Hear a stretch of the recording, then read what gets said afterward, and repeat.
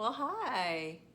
So, I suspect that you are the type of woman who has taken really good care of yourself over the years.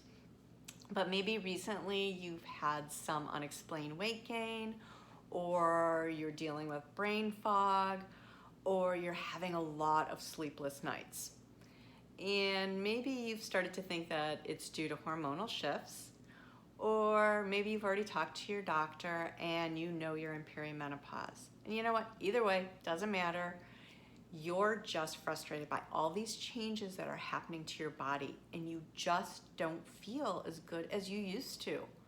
Hi, I'm Sherry, and I work with smart and informed women just like you. Using holistic methods, I can help you get comfortable in your skin again, regain your energy, your confidence, your joy for life, all while rocking a cute pair of jeans. I am so passionate about women taking control of their own health.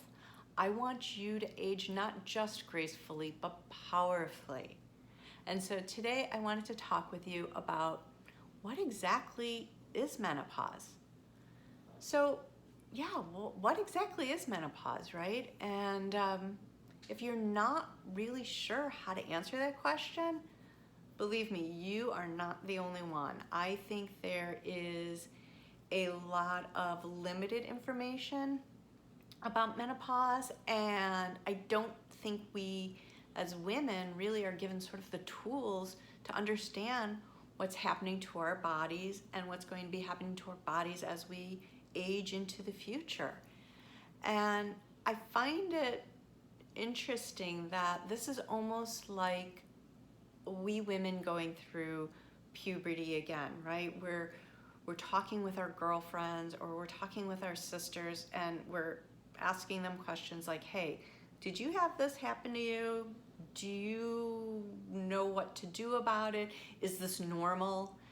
And I think a lot of times we're kind of put in this position because even though menopause is becoming more mainstream, one of the areas it really has to become more mainstream is in the medical world. Now it's interesting because a few years ago, Johns Hopkins led a study and they found that fewer than 1 in 5 OBGYN residents actually had any formal menopause training. That's just crazy. I'm sorry, but what in the world, right? No wonder we are all running around trying to figure out what's happening to our bodies and not getting the answers that we want and deserve. So I'm going to go back to the original question, what is menopause? And I feel like the word menopause itself is sort of this umbrella term. That's what it's kind of become. And I think we use it pretty much generically to sort of cover all the stages of menopause. And there are stages of menopause, there's actually 4. And I thought we could go over them today, and so you've got like maybe some idea of where you are in as far as menopause and where you're heading, right? So the very first stage is premenopause. Now this is when we are having regular cycles, we're in the childbearing years, and our hormones, which I kind of like to think of like a symphony, our hormones are playing this like beautiful, harmonious symphony that is just music to our ears and our bodies, and we feel great because of it. So then after that, we enter the fun stage. This is stage 2. This is perimenopause. Now, perimenopause on average is going to start sometime in your 40s, but it can also start as early as your 30s, or it can go as late as your 50s. Now, what's interesting also about perimenopause is not only does it have this like huge range of when you could possibly enter it, right? It also has a very big range as far as the length of time you might be in it. So some women, it's for 2 years, and some women, it's for 12 years. And again,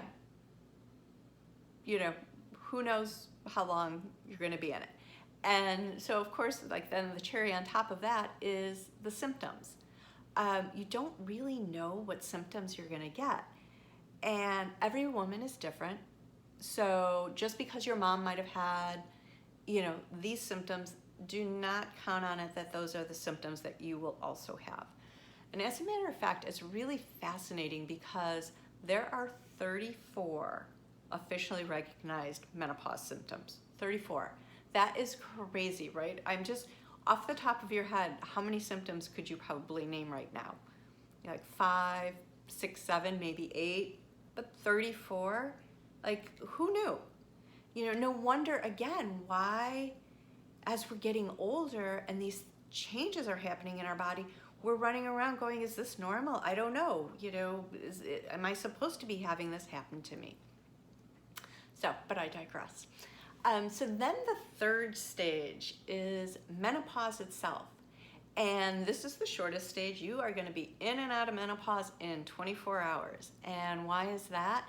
Because menopause is the 1-year anniversary of the last day of your period. So this normally happens, the average age is like 51. But there's a couple of other ways that you can go into menopause. One of them is surgically, if you've had your ovaries removed. Another one is medically, so if you've gone through chemotherapy. You can also be put into menopause through prescription drugs.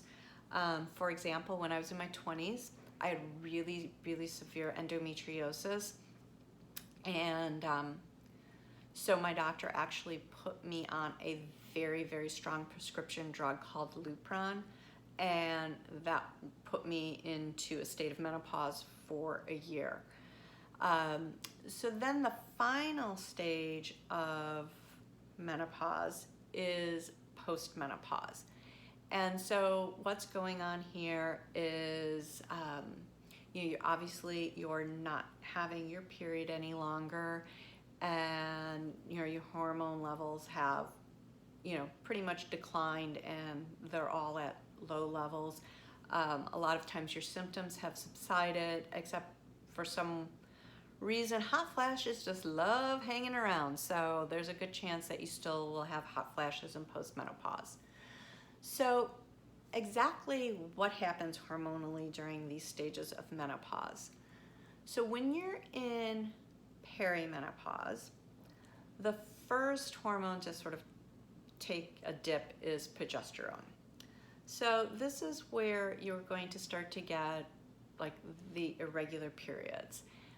But it'll also come along with maybe increased PMS, bloating, mood swings, cramps.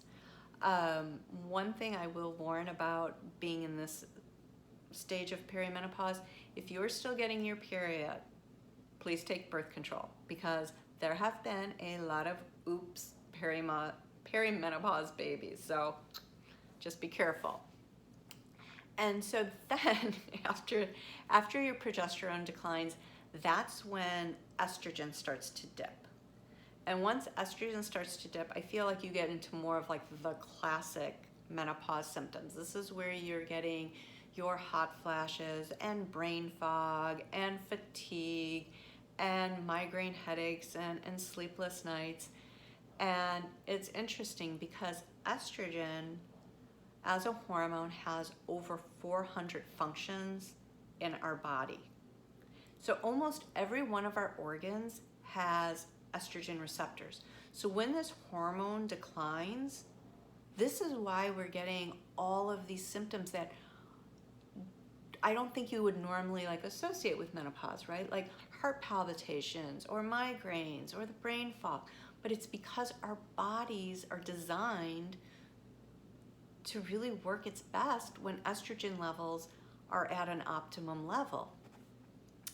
So the final sex hormone that is on decline is testosterone. Now what I find actually a couple of things really interesting about testosterone. So first of all, in case you didn't know, we have testosterone as women. We don't obviously have as much as men. We have about a tenth of what men have.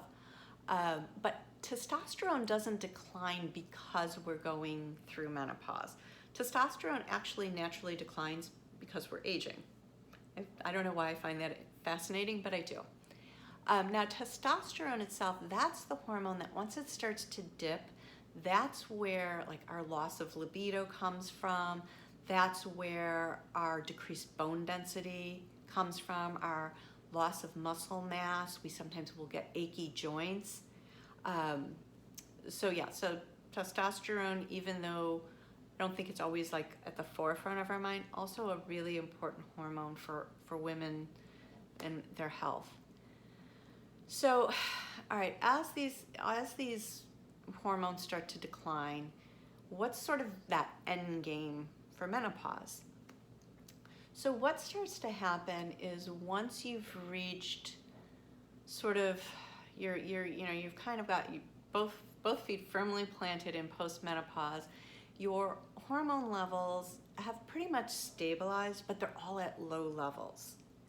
And so the good news about this is a lot of those menopause symptoms that you were having, they subside.